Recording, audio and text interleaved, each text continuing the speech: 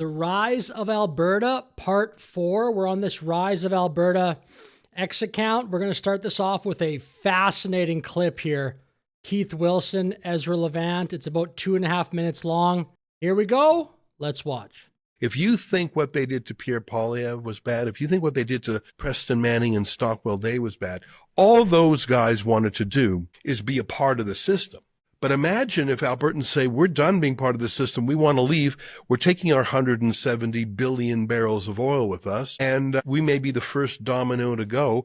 I think we're talking deep state involvement. We all worried about the assassination of Donald Trump, and it came within an inch of it. When you're talking about 170 billion barrels of oil, when you're talking about changing entire country boundaries, there will be nothing that isn't thrown at this. I just fear the greatest battle, the greatest hatchet job, the greatest assassination, the greatest fear campaign ever seen in Canada. I'm not focused on that. I'm not riveted by that. I just have a terrible premonition that if Albertans dare to take their destiny in their own hands, the same way Quebec has now done twice, that those Albertans will be ground into powder. What do you think? I agree entirely. I was speaking. Well, Ezra makes a great point there. Some of that stuff, to be totally honest, I actually haven't thought of. I thought definitely about the fear campaign, but anyway, we'll let Keith Wilson go here. What do you think? I agree entirely. I was speaking with a litigator, another lawyer yesterday, who's never been involved in fights like this. And as you know, Ezra, I've been on the front line of some very difficult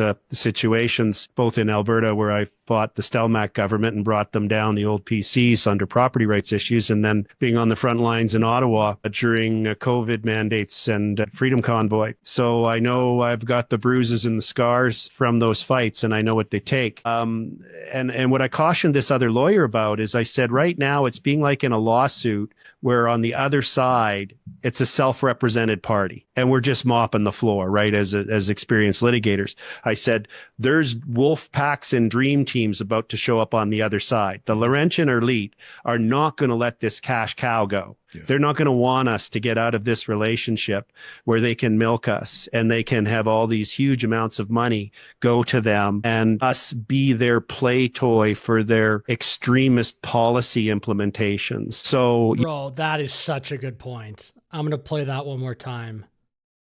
I mean, he laid that out there brilliantly.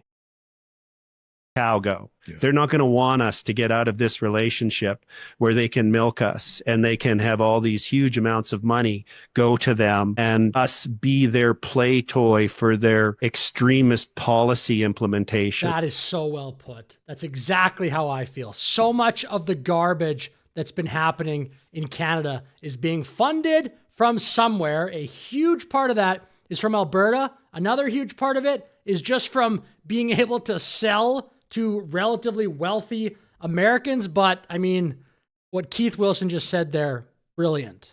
So yeah, we're going to have a fight on our hands. There's going to be dirty tricks played. There's going to be attempts to, they're probably going to put so much pressure on me that I may lose some clients. I'm prepared to do that. If it gets too hot for my clients, I'll certainly understand if they want to get a different lawyer on their litigation files. But not only what you just point out. So we're going to have all of the media, but for a few like yourself, are paid for by the federal liberals. Right. That's just a fact. Okay, and then as I was scrolling, I came across this video from an account, Yukon Strong, who says here, learned a surprising fact today. Alberta independence is officially blackpilling liberals across Canada. It's a 6-minute video, but it's pretty deep. There's a lot in this video. It's just this dude driving, but I'll play it and react to it here because I really think it is a great video.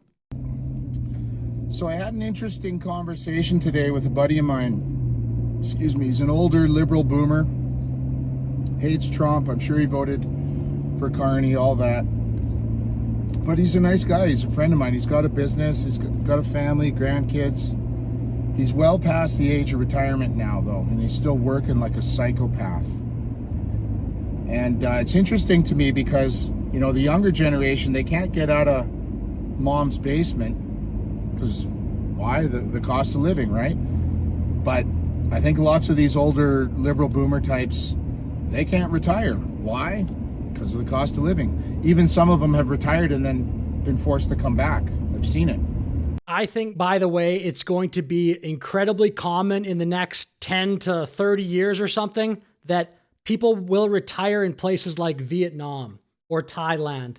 Canada's just way too expensive for the average person to do anything in retirement, unless you're literally in the middle of nowhere. But if you're just kind of used to being in a city, I could see the Southeast Asia, maybe places in Latin America being popular options for retirement. And because it's really the only option, actually. And we started talking politics, and I'm like, okay, do I just let my heart sing here? Because that's what I normally do. I just slit throats, say what needs to be said, let them get, emotional, throw a little tantrum, and then calmly walk them through the logic and the facts, right? Hardly ever works, but that's the only thing you can do. And I thought to myself, no, you know what? Today I'm just going to shut my mouth. I'm just going to listen, because it's important to understand, the people who have been voting to keep this insanity going. Historically it's been the younger generation, liberal boomers and new immigrants. It's important for me to understand how they think. So I'm like, this is a learning experience.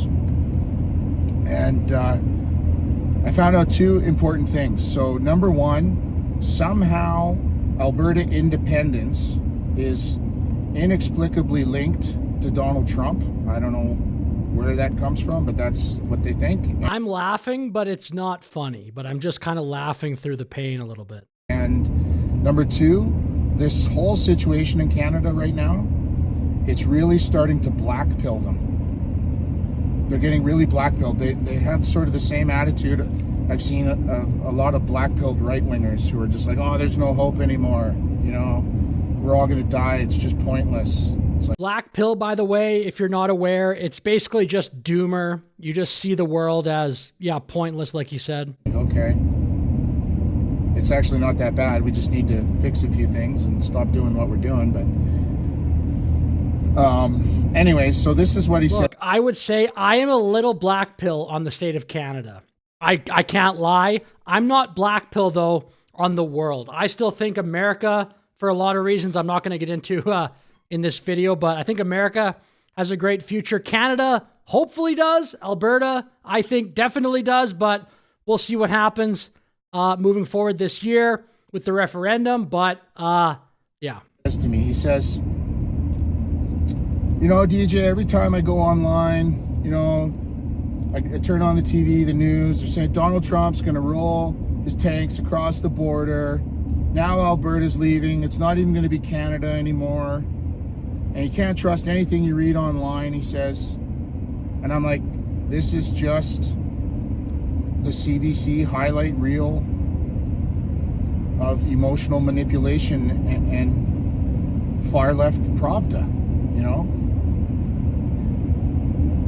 And this is what he said to me. He says, I feel like I'm just going to be in this chair till I die now, working. And I'm thinking about going to the doctor because I'm just getting so depressed about it all. It feels like it's all happening so fast. There's nothing I can do. And I thought to myself, so fast, we've been screaming at you for 10 years to make a change here, man, to avert this. And you keep voting for more pain. And I want you all to think about something, how hard it would be if you're a person who thinks like this, how hard it would be to admit to yourself that you've brought this on your own life, right? Like, it would probably take years of therapy, like hardcore psychotherapy, like to confront reality that your ideas were wrong and they led to an authoritarian takeover by far left whack jobs and globalist nutcases. That's pretty much why I'm black pill on Canada. There are millions of people that will never vote conservative, no matter what happens in their life or around their life. It's very sad, but the brainwashing, something in Canada has happened that people do not want to change their minds. So this is what I said to him. I said, well, it seems to me like this stems from some serious constitutional flaws. It's all coming from Ottawa. Like, we don't have a limit on taxes. We don't have a limit on immigration. We don't have a limit on deficit spending. We don't have property rights. The federal government's trying to seize our guns. There's all these constant microaggressions and financial aggressions that's leading us all to this place where we're spending half our life fighting the government and the other half working just to survive. And the federal Liberals, they just print money, set it on fire, or send it overseas, but none of it ever helps us. And you know what he said to me? He says, well, good luck with that. And I was like, wow, there it is. That is Alberta independence in a nutshell, because it's not just a problem with our Constitution and the federal government. The problem is with the Canadian people. And the only way to escape these problems now, it means escaping these people, and that means escaping Canada. Look, it's profound. It's a little dark. I agree. At some point it has to change. And yeah, it's sad that it's gotten to this place, but I agree with this dude talking here. It is a sad thought, because like, he's a good person, and I do consider him a good friend, but he's never going to wake up, man.